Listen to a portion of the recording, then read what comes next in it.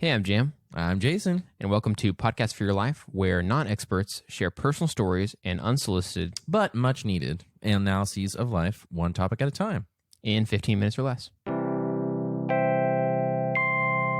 Yeah, so it's our 87th episode, and we've talked a few times about how we would really like to have guests again, which has been a while since we had one, probably like in the 60s or something. Yeah, back in the 60s. Back in the 60s It's of our been episodes. a few decades. So would you like to introduce our guest today? Yeah, with us today is my friend Chauncey Allmond. Chauncey, welcome to the show. Hey guys, thanks for having me. And why are you here? I'm still trying to figure that out. No. So today we're going to be talking about gardens for your life. And Chauncey was the first person I thought of when we talked about the idea of gardens. So really? I'm Yeah. so honored. Yeah, I am. it's like gardens, Chauncey. It's like they're intertwined in my brain. They're like vines in my brain. So I'm guessing it's because you know what a garden is. I've heard of one. Yeah. Okay, okay. That's good. So we'll kick it off, Chauncey. What is a garden? A garden is life. Whoa. I like that. Yeah, that is. life. It's poetry. Yeah. It's life. It's life. Pure poetry. What That's right. kind of life is it? Plant life. Okay.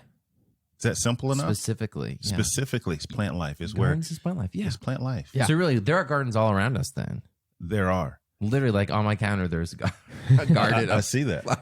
Yeah. See, if it wasn't for gardens, Valentine's Day wouldn't have been a hit yesterday. That's is true. true. Yeah, that's That's true. So it's life. More specifically, it's plant life. It's plant life Okay. that like it. sustains other life. Mm. I like where this Interesting. is going. Yeah, me too. It's has very like broad, a- like we want. Yeah, but it also has like a benefit to us. Like, oh, I like this. That's right. Yeah. So without a garden, so you won't live. We won't live as people. Uh-huh. Mm. Other animals can't live. Yeah. Right? It sustains us. It sustains the universe. Mm-hmm. And so if you can imagine life without plants and gardens, we would be void. Mm. Wow, it'd be pretty a barren landscape. It would Yeah. be Yeah. figuratively. It'd be sad. Yes. It'd be a lot less green, probably. Mhm. Yes. So is the idea of garden like gardens are all around us? Like are there intentional gardens and then there are unintentional gardens? Yes. So the unintentional gardens are basically God's creation. He made gardens. They're here, and then the ones that kind of I focus a little bit more on are the intentional ones, or the intentional ones at someone's home or if it's someone's business, where you can take that life and grow it yourself, and you can have a self-sustaining like little world right on your own property, Nice. It's like your own little world. your own little world. Intentional gardens, your own little world. Chauncey, it sounds like you know a lot about gardens. What got you into gardening? That's my question too. Yeah. Yeah. So as a little kid, in school, I was always a science nerd, and anything scientific, I just loved it. And so we used to have these little scientific experiments where the teacher would. I mean, you guys probably had a teacher would bring little pea seeds, and they would be planted, and then after like 2 days, you start seeing some growth. Yeah. And when that happened, it just amazed me. I mean, just like every day I wanted to go and see how much it grew. Yeah. And here I am now, 54 years old, and I still have that exact same reaction when seeds grow. Literally the same reaction. Yeah. Every day I have to go out and see how much it's grown. So just fascinated by the science of it. Yeah. And then I had an aunt who was a huge garden. She had a farm. Oh, And my cool. grandmother had a huge garden. So I would go over there with them, and they would talk to me all about it. Fast forward, next thing you know, I'm in college majoring in biology with an emphasis in botany because I love plants so much. Had no idea what I wanted to do with that career-wise. I just majored in something that I loved. Yeah. And so that's just where it started. And like I said, the same feeling I had as a little kid, I have it today, literally. Every morning I go out and see how much things have grown from the previous day. Wow. And you see that? Do you see that pretty often where there's change like overnight or whatever? Well, I see it because Yeah. when I drag my wife out sometimes. Look how many she's like, centimeters this yeah, plant is. she's like, okay, can I go back in now? I was like, no, you missed it. That one grew like a tenth of an inch since yesterday. Another leaf. Another leaf. No, seriously, I Yeah. literally do that. Yeah, There you go. Yeah. It's cool to see that like slow process. And I think it seems like in this 21st century modern, especially modern suburbia, it seems like gardening is one of the few things left where you like really put your like hard work and sweat and tears, maybe blood too, from thorns and stuff. You like put all this effort into something and it can be so rewarding. You know, like there's few things that do that Right. in our in this kind of society. And it's interesting how even though so much technology has changed, the basis of what is needed for like a plant to grow is not. I mean, that makes sense, but it's like, oh yeah, it's these same ingredients. Like it's gonna need, I guess, water, sunlight, and some good soil. Right. And it's like that's, and I guess not extreme temperatures, like not super cold, not super hot. Yeah. But other than that, it's like those simple building blocks don't change over time. Right. Which is kind of crazy.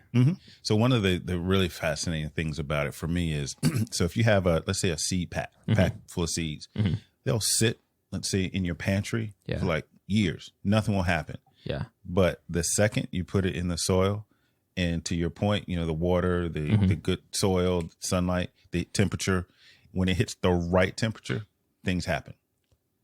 But if those right conditions aren't met, it just sits there. It will sit in your pantry for years. That's incredible. But then when you plant it, let's say it's a watermelon seed, and you plant it, and then in 90 days or so, 100 days, you're eating watermelon from that same seed that sat in the pantry for 2 years. Gosh, that's crazy.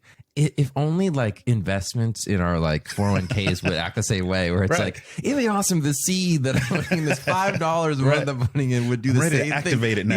Yeah, exactly. Yeah. But no, it takes longer. So in a way, gardens are better than 401ks, I guess. That's weird. That's maybe the moral of. So the life of like the seed, like the stuff that's in there, can be dormant for a long time.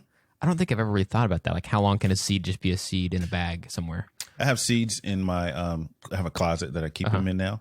Seeds that have been there for 5 years or so, and then I'll plant them, and then the next thing you know, they're just sit there for. I mean, I've heard of seeds lasting 10 years or more, just dormant. Yeah. And then you plant them, and then the whole world changes. Gosh, after that's you crazy. plant it. Do they decompose after a while if you were to leave a seed? They do, especially if they if too much humidity or so some things can affect it. That's pretty cool. But for the most part, they're good. They're just sitting there. Wow. Yeah. So why do people still garden now in 21st century? Like, obviously, many of us don't really need to, at least in our part of the world, and in the areas where we live, we can get our food pretty easily. Yeah, especially At the store. produce. Yeah. You can't grow chocolate bars. Right. I mean, you could. It take a long time, lots of processing. Yeah. But yeah, like lettuce and carrots and stuff like that. Yeah. Yeah. So, a couple of reasons. One, kind of in the past couple of years, the biggest reason is the whole organic thing now. So people go to the grocery store and they see organic and they pay more for it because there's a greater concern about chemicals. Yeah. And so people now tend to either pay more for organic or they grow it themselves because they want to trust what they eat. Yeah. So there's a trust factor. That's one. But I would say the biggest reason that I've seen in working with different people, and I help them with their gardens and whatnot, is just the fascination of being able to say that they can grow something on their own. Yeah. And I know fascination is kind of a weak word, but that's true. People have come to my house, look in the backyard, see, let's say, bunches of grapes, and they'll say, "Are they real? Like, can you eat them for real?" I'm like, "Well, where do you think the grocery store gets them from?" Someone, and that fascination just blows people away. The idea that you can actually produce something that you can eat on your own is fascinating to most people. Yeah. Me too. I mean, I'm with them. I would be the same way. Like, we can eat this? Yeah. It's just like, Like, this is I real. made this. What is the craziest or most random food you have grown in your garden? Oh, that's easy. I grew 3 years ago loofah. Loofah. My wife has been talking. We need to grow loofah. Like what? Loofah. I don't know what that is. What was it like? What is that? So first of all, you don't eat it. You said food, but that's a crazy growing story. Sorry. Yeah. So loofah, you probably never, as a guy, most guys don't, but a lot of the ladies use loofah. It's like a sponge. I have used it, so it's the same thing. It's the same thing. Yeah, I'm all about loofah. I hate wash rags. Is it the brick type one or the floury? No, it's like a long, round, looks like a sponge. Yeah. The sponge type. Yeah, sponge type. So I was at Target one day looking at the seeds because that's kind of what I do, and I saw a seed pack for loofah. I'm like, I thought it grew in the ocean. Yeah. Right.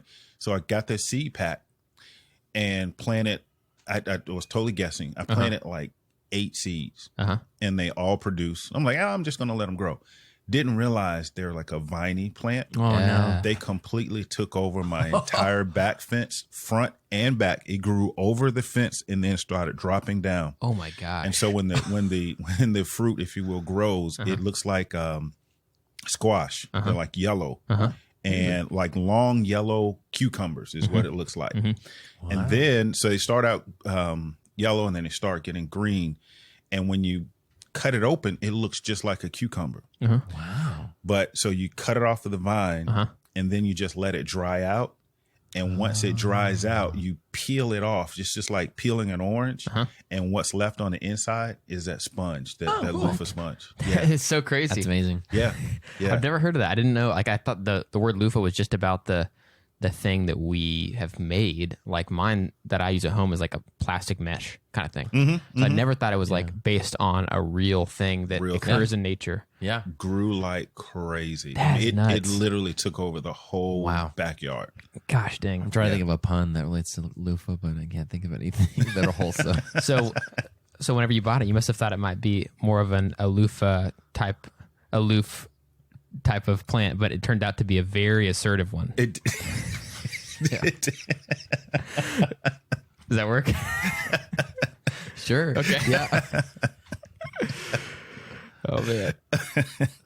Yeah. As it was growing around your garden, you probably just came out one day and were like, loofah, crying out loud. This loofah is taking over my yard. Yikes.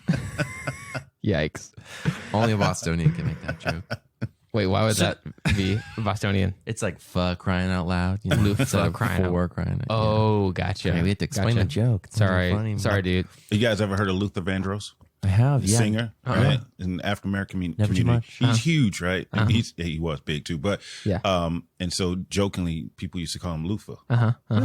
And so I told people I was going to Lufa, and they started singing Luther Vandross songs. So, it could be worse. It could be worse. He's got some good hits. Yeah. That's funny. So was that would you say that's one of your more crazier gardening experiences? One that other people have found crazy is I mentioned I have 3 apple trees, right? Originally I had 5. The reason why that's crazy to most people into growing, because most people will tell you to grow an apple tree from a seed that produces apples is impossible. And so my apple trees came about from my daughter. We were having lunch one day, cut open an apple and said, Dad, let's grow the seeds. Like, sure. I mean, my daughter's going to be interested in growing stuff. I'm not going to stop that. Yeah. So we put the seeds in a little cup. They started growing. I put them in a pot and they kept growing. Next thing you know, I planted them outside. And we think that was probably 10 or 11 years ago. Oh, wow. And those apple seeds are now 20 feet tall. Wow. The trees are about 20 feet tall and they grew so big, I had to cut 2 of them back or cut them down. So we have 3 and all 3 of them produce apples every year. Wow. What's crazy is like an apple is really cheap, right? Like 25 cents. Right. But to buy an apple tree at like a tree planter was like, what, $50, $100? Could be.